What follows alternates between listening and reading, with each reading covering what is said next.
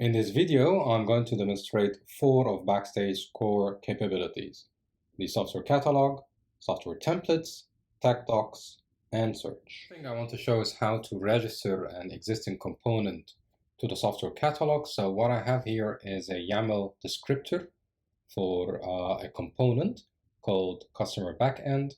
It is of type service, and it is owned by the dev team, and it has 2 dependencies. One on a database called customer database, and another on an S3 bucket called images S3. And it provides one API called the customer API. So now what I want to do is register this component in Backstage. So I'm going to provide the URL. Backstage is going to analyze my catalog info YAML file, and I'm going to import that and register it into my catalog. So now it exists in my catalog, and I'm going to click on that and view the catalog graph, which shows my component and that it has a dependency on the 2 resources we mentioned. It is owned by the dev team, and it provides the customer API. To create any component in Backstage, all you need to do is to click on the create link.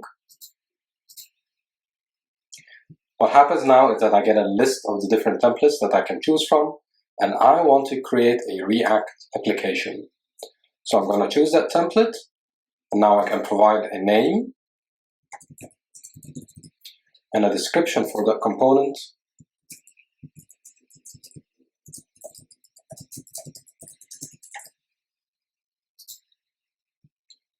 And now I provide the owner of this component and the GitHub repository where my component is going to live.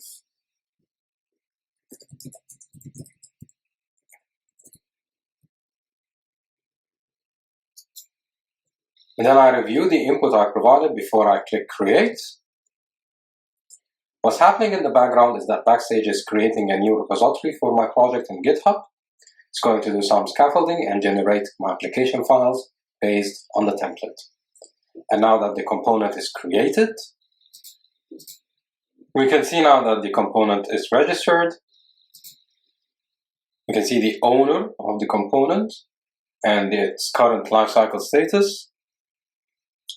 We also have a diagram that shows the relationship between this component and other entities and dependencies, if we had any.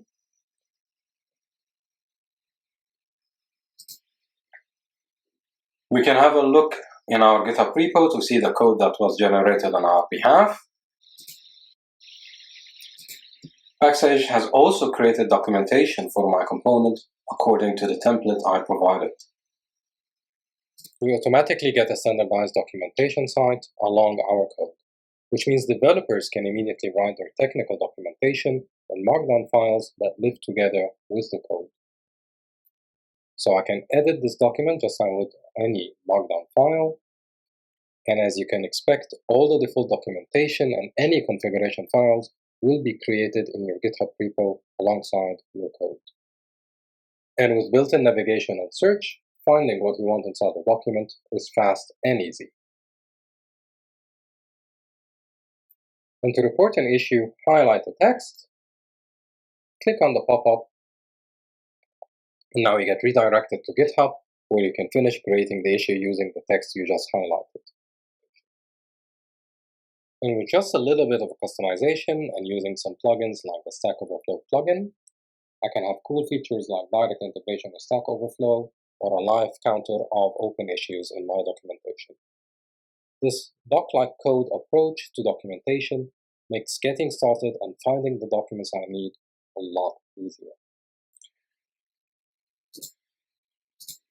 We could have also integrated this component with our CI/CD pipeline if we wanted to. Now, you might ask, but what if I wanted to create a Python component or a Quarkus component? And as you can imagine, it is quite simple to import new templates into Backstage. All you need to do is to go to the installation folder and open the file app-config.yaml, and under the catalog section, you can add the templates you want to import. So, for example, all I need to do here is to remove the comments that I've added to the Quarkus template. And here I can either point to a URL to the GitHub repo that has my template or to the actual path where I've placed my template. So this is my template path. This is the template that was created for Quarkus by the JNS team. And after a quick restart, you'll find the new Quarkus template. And I can go about creating a new Quarkus component the exact same way. Or I could even write my own template if I wanted to. The framework is completely extensible. To help us implement new templates, Backstage comes with great capabilities in the form of the template editor. So here I can load templates from my template directory. This is a simple template that logs out an output to the console. So here I've defined two parameters, the application name and the application description. And you can see here how the scaffolder has rendered the form to display my parameters. And the template has one step, which is to log a message using the action debug log. The message is creating application and then the application name from the parameters. So let's try it out.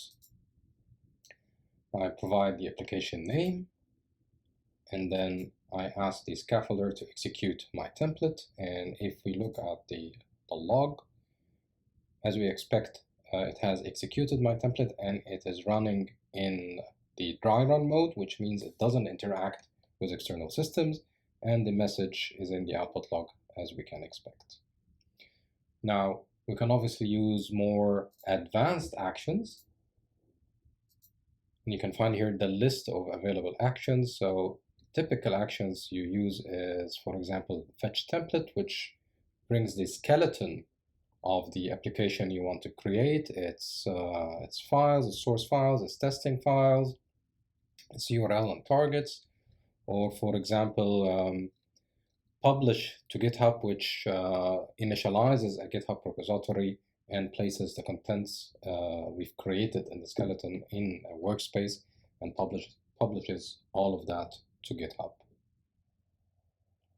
In this demo, we saw some of Backstage core capabilities and how it makes it easier for developers to create, manage, and discover software components, documentation, and other software resources.